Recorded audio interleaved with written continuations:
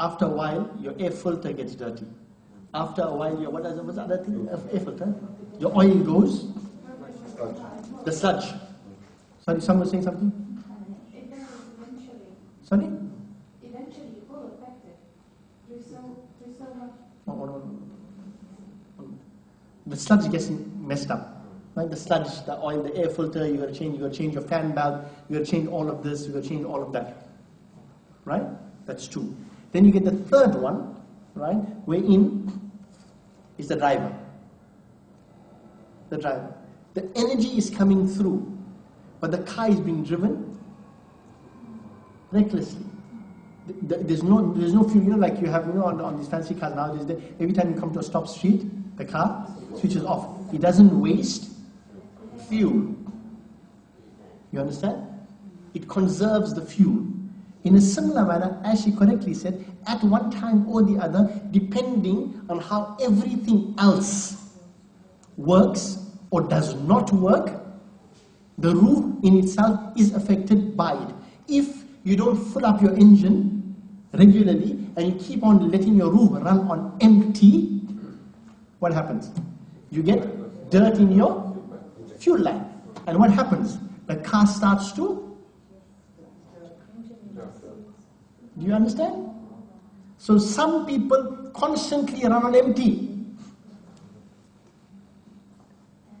Right? And the rest of the fuel tank is filled up with dirt. I'm giving you a simple analogy for you to understand. Otherwise, getting into a longer or academic discussion won't give it to you as simply as this one here. So in that way or the other day, on Qiyamah, in Barzakh, right, when punishment of the grave is meted out, or when punishment is given out there, right, it is experienced by the soul in one form or the other.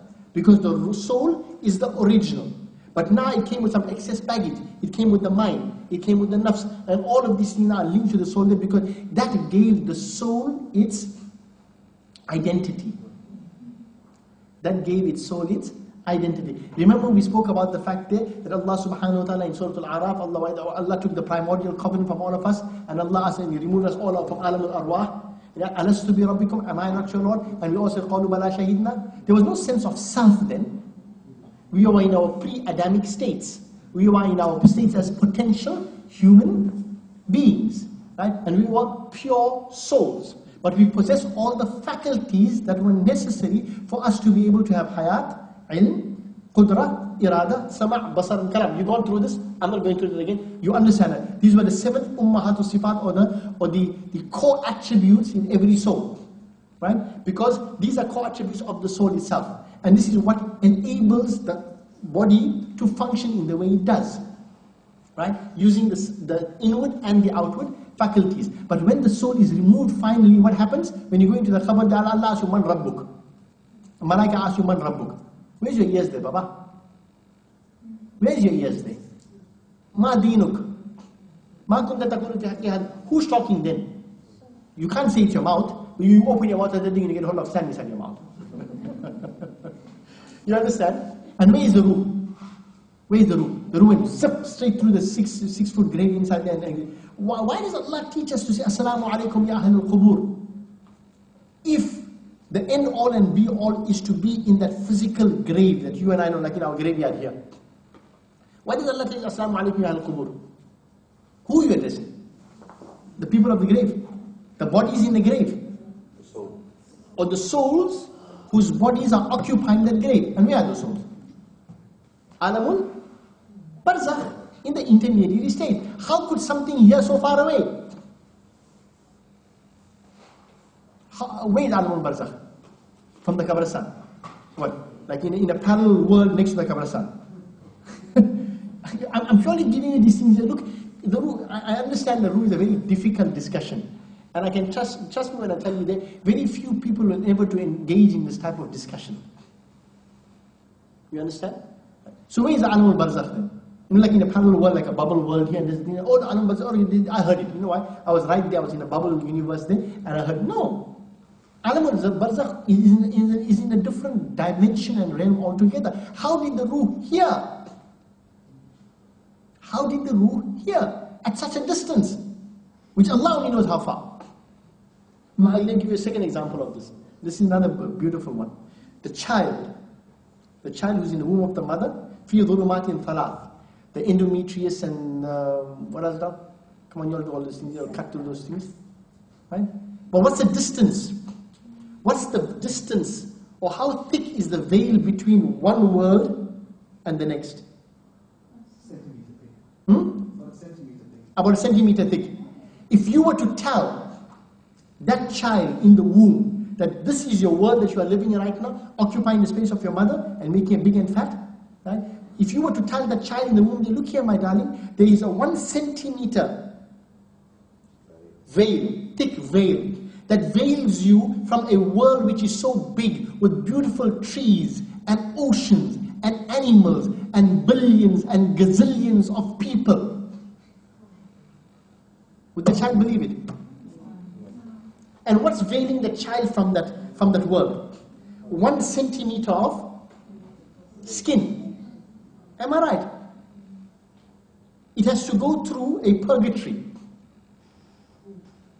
to come out. And once it's out, what held it from a magnificent, massive planet Earth like you and I know was 1 centimeter of a veil. From one world to another world. So what makes you think that from this world to that world, how much of a distance there is? There's one veil. One veil. If you understand the concept as I explained to you of the stomach, there's one veil which is veiling you from this limited dimension which you know as planet Earth to an unlimited dimension which is beyond life, beyond death and eternal life. And all of that functions with the ruh. Okay, very quickly, just give you today is just purely on the terminology of ruh. I'm not going into discussions about the reality of the ruh, or I just give you an introduction to how the ruh is in terms of your connection with your body and mind. Now let me give you some of the tafsir of what ruh is. Like I told you, right? Imam Baghawi said that Ibn Abbas anhu says, when they ask about the ruh, when the Jews ask about وَيَسْأَلُونَكَ عَنِ الرُّوحِ, it referred to Jibreel. Like I told you earlier on, the subtle point of Jibreel, I mean ruh, and Isa ruhullah being the spirit of Allah, right? Imam Hasan al-Hasan al-Qatada, right, also say the same thing, right? Then he also Al-Dihaq says, right, he also says the same thing. Imam Baghawi also narrates something very interesting that I told you once this before. Some say that ar-ruh is Jibreel Amin alayhi salatu, and some say ar-ruh is a separate angel. And Imam Baghawi narrates in his tafsir, he states from Sayyidina Ali karamullah ta'ala wajhul kareem that ruh is one angel which has 70,000 mouths. Now, not to be taken literally. Okay, which has possibly the capacity of 70,000 mouths, or if Allah was in a physical, what we would understand in a physical form of angels, right? It has 70,000 mouths, okay, right? And for every mouth there are 70,000 tongues, right? And with every one, that ruh, that angel makes the tasbih and glorifies and sings the praises and the purity of Allah subhanahu wa ta'ala, right?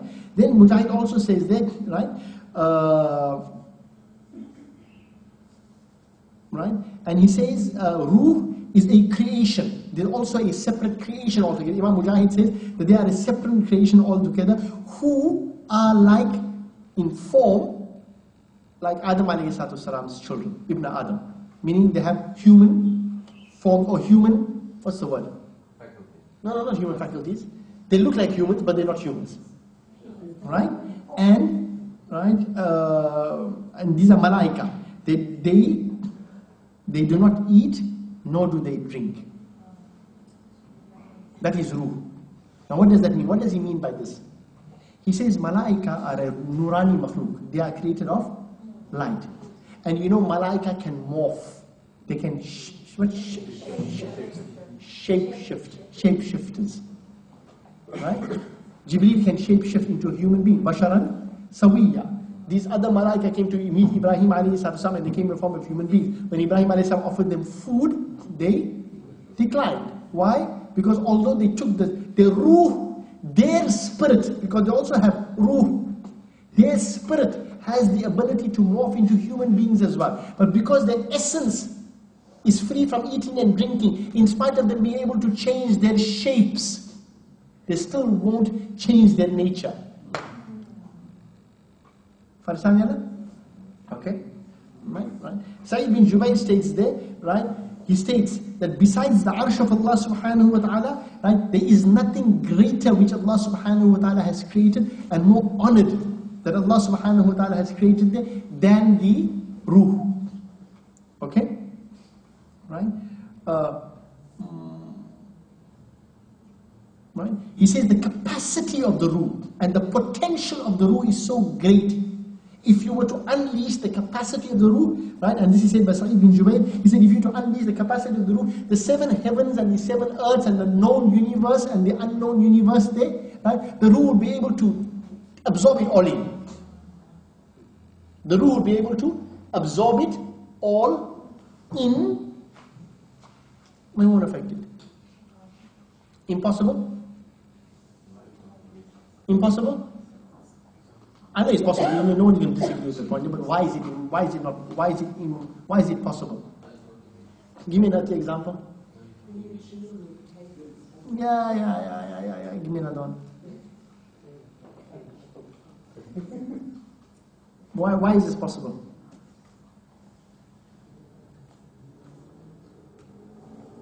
Give me an answer, scientific answer. I'll give you that. You're smoking to them, I'm telling you. I mean, in a good way. Not like that smoking. Okay? Simple. Do you know there's enough energy in one single atom in a human being to recreate the Big Bang?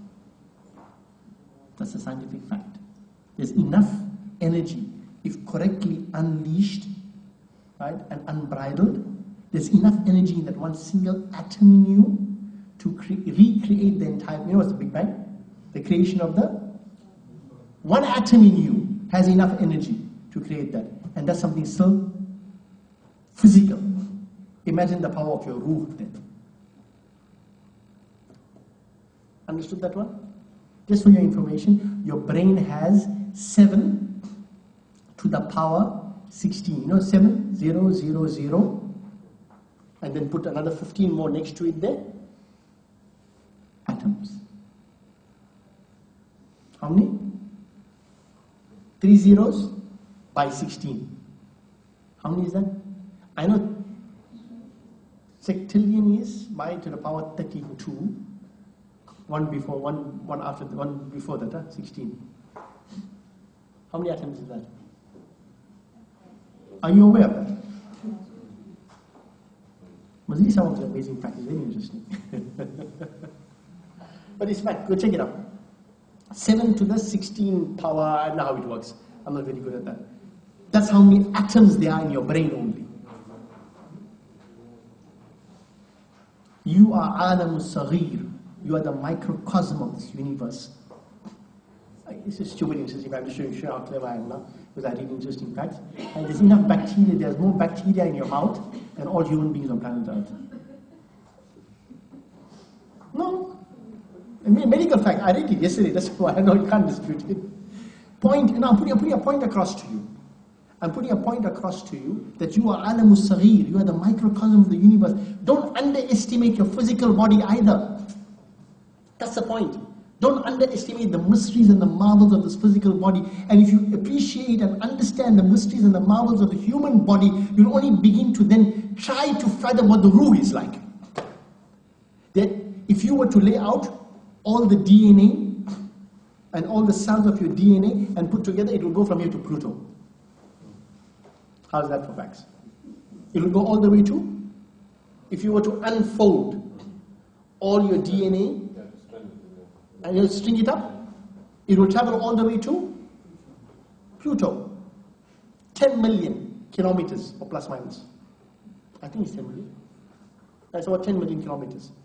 That's how much of DNA is in you.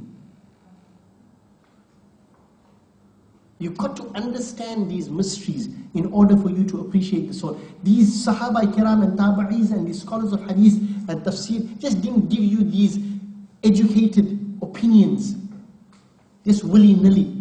For you to think, what is he talking about? The ruh is so powerful that it could take in, absorb the entire universe, and as you and I know it, and it will make no difference to the ruh. I'll just give you a scientific example now. There's one atom can recreate the Big Bang. Okay? Right. Anyway,